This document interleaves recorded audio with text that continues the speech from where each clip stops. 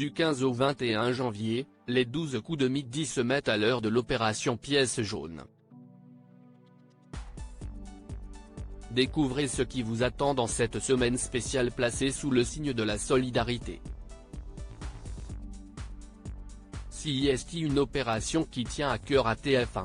Après avoir récolté de l'argent grâce à son dernier grand concours, CIST autour des 12 coups de midi de se mobiliser.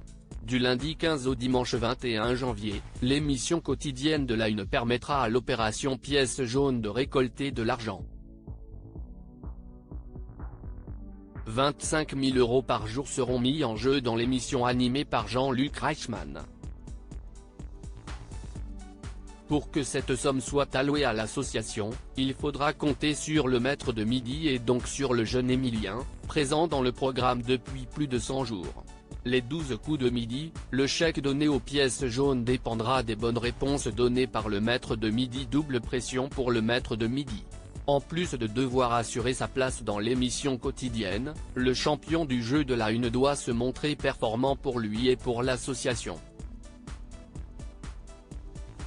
Lors de la manche du coup de maître, où Jean-Luc Reichmann pose 5 questions à choix multiples, le maître de midi pourra rapporter 5 000 € pour chaque bonne réponse.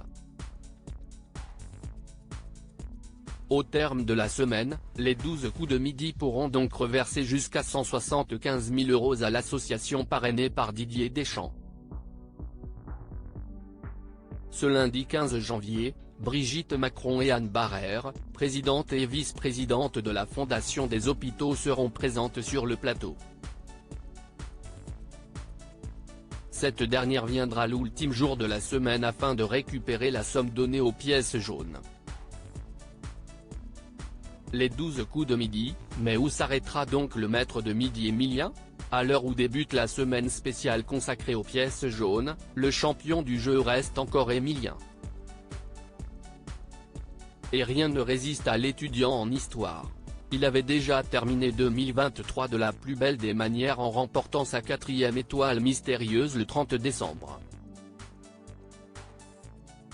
Puis, dès le début de l'année 2024, Emilien a franchi la barre symbolique des 100 participations, le hissant à une très belle place dans le classement des meilleurs maîtres de midi. Défié régulièrement en duel ces derniers jours, le petit ami de Jessica continue de s'accrocher et d'étaler ses connaissances. Les pièces jaunes devraient donc prier pour qu'il reste. Au moins jusqu'à la fin de semaine.